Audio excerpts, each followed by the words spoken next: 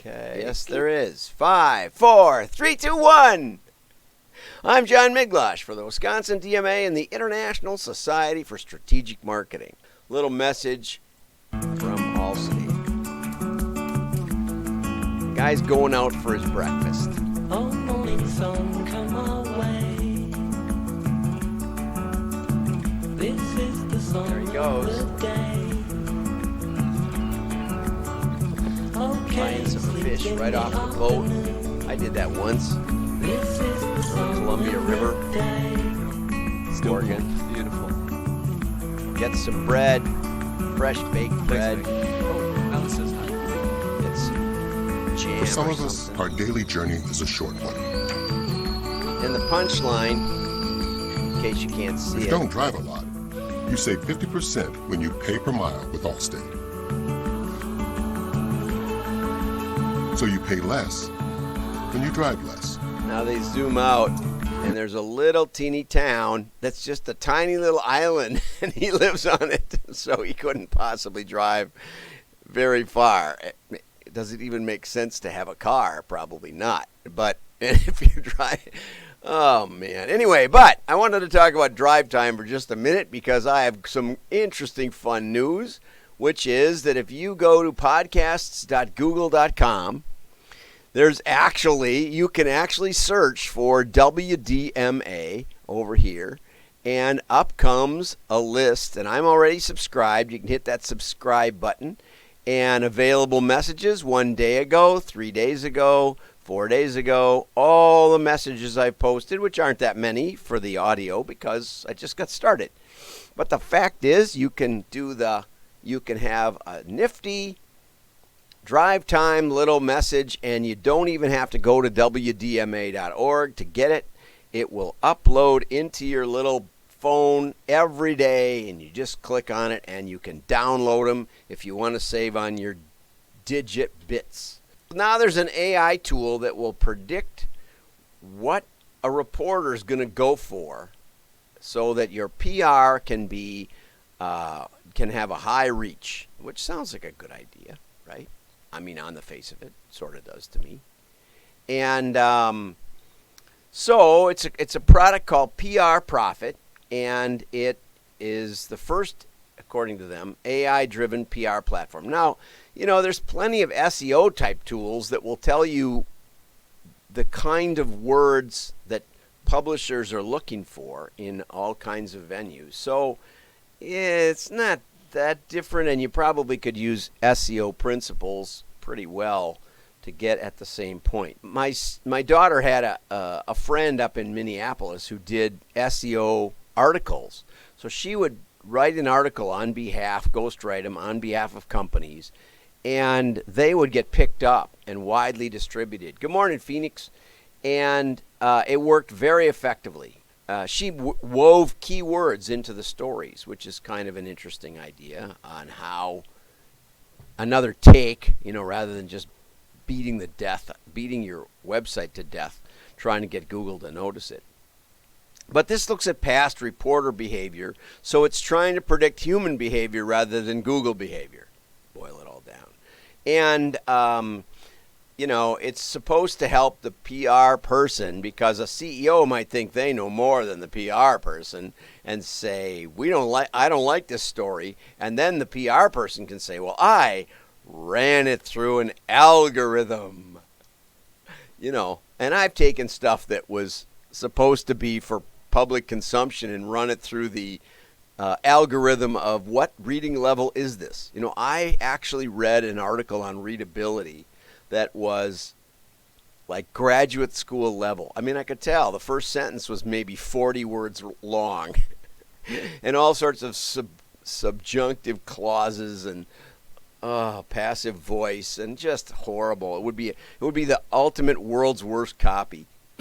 And so we've been able to run through algorithms in the past, but this will let you beat the CEO up over the head with PR Profit, or PR Offit, I guess I don't know how you say it. PR Offit. Oh, that's a really good idea. Now, then we get to the effectiveness. Nothing. Zero. Which brings us to the next article. Okay, this is a really good article. I really like it. Having an interesting life is choosing to be curious. Guy Raz. And Guy Raz has a YouTube channel, and he interviews like billionaires. It's the man, his channel is called OK Dork, and I subscribe to it, and I'm looking forward to it a lot. It looks like a great source of inspiration. But I'd never heard of it before. And I choose to be curious. What can I say? That is maybe the message of my life. And in fact, I have spent a lot of my life looking into history, philosophy, and theology. And you say, well, why would that be interesting? How could that possibly be interesting? Well, fundamentally, history is stories. Okay, that's the fundamental part. And so he interviewed a guy who had he interviewed the How I Built This, which is a really fun YouTube channel, another good one. And the guy said he took a year off as a journalist in 2008, took a class at Harvard Business School, and the first day I'm expecting algorithms and charts and graphs. And they handed out a document. It's called The Story of Starbucks. And he said, like, what's this? I'm expecting data-driven decision-making. They said it's a case study, which is history. History is all case studies. And he said, this is how we learn here at Harvard Business School. We learn through stories. Got it? What's the opposite of that PR story? It's not a story. It's just got a hypothetical case so they can tell you how it could help you if you're a PR guy. That was the worst possible way to write a PR article. Now, I'm not saying that person who wrote the story was a PR person. Maybe it isn't. Okay, but anyway, the interviewee, they ask him, what is an interesting life? And he says, to keep my brain firing, journalism, reporting, interviewing people, and telling stories did it for me. And I love this article because that's what I'm doing every day for you. I'm giving you stories. And he says, intelligence is incredibly overrated. It also helps me try to remember people, like Eric Goodwill called me the other day, and I haven't worked with him in probably 12 years or something. And it was great to hear from him. And, but trying to remember names of people that are part of the story. It helps. I think it helps my brain. You can clap if you think it helps my brain. You say, you sound a little choppy most days. My son said, yeah, but choppy for you, is pretty quick on your feet still. We all possess the ability to choose to be curious. That was one of the fun things about philosophy, and one of the fun things about consulting. So I got a tour once.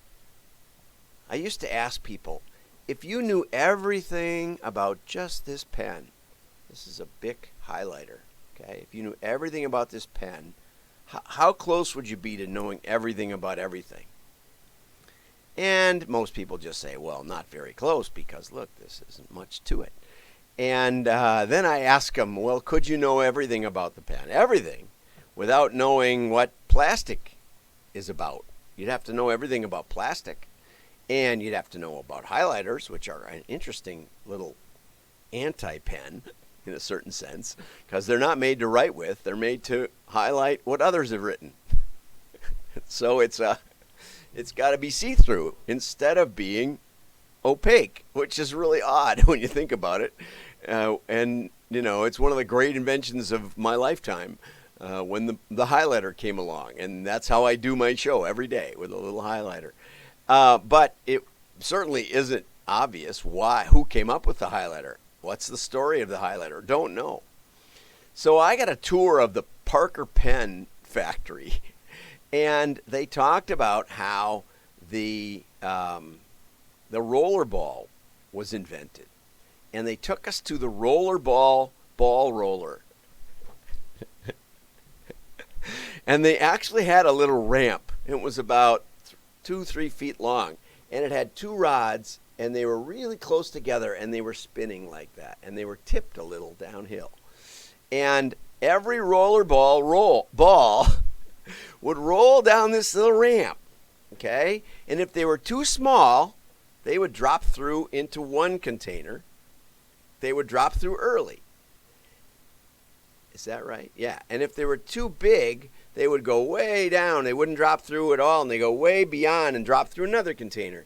But if they were just the right size, because they couldn't control how, it's a tiny little ball that goes in the front of the tip there, they had to get it just the right size. And so they would roll these balls down the little ramp and into the right bucket.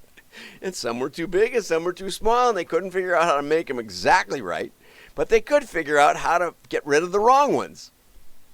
How cool is that? And they said to us, because basically a roller ball, if you think about it, is a controlled leak. And if you've ever had one leak all over your shirt pocket, you know that it's not just that. It's not always that controlled. But it has to kind of leak out at a certain rate.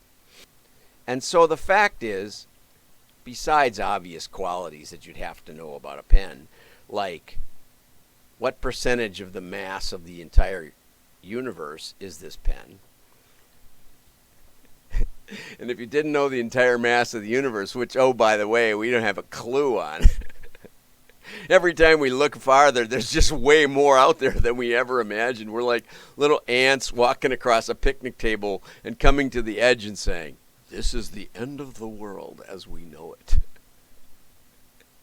And that's pretty much a human perspective on things, in case you don't know. And that's why you really want to go with philosophy, which explains how silly we are, and then theology, because we just don't know.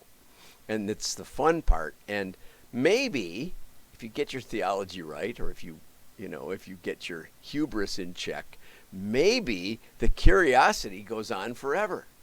Can't say. Well, I can say, feel free to write me if you want to talk about this stuff. But the bottom line point is that stories and curiosity is a choice. Having an interesting life is just choosing to be curious. This means exposing yourself to ideas, to books, to memes, to shows, to people. Today, in preparation for the show, I noticed, actually did, that a Joe Biden commercial is getting funded more than a lot of other commercials. And I've got one child who has told me they're voting for Joe Biden, and I thought, I'm going to watch that. And I did. I watched the whole thing, and it was a wonderful commercial, I have to say. I'm not sure it's true, but I'm not sure Trump commercials are true either. Just in defense of it. But I deliberately expose myself to other opinions for your sake, but mostly for mine, because I choose to be curious. I'm curious what Joe has to say. I watched that whole debate. I watched Joe Biden rallies. I listened to about an hour of Kanye West with Joe Rogan. Wow. Kanye's got some real thoughts. This is all you have to do. You just listen. Listen for the stories. Get to know the people. Get to know where they're coming from. Kanye talked about his mom, and it was really interesting. And I highly encourage you to listen to it. Does that mean I agree with Kanye and everything? No, of course not. But it's fascinating to hear stories. So I encourage you to keep watching. Have a great day. Like and share. Your friends will know you're smart, or at least that you're curious, or you got a couple of screws loose. Have a great day. John.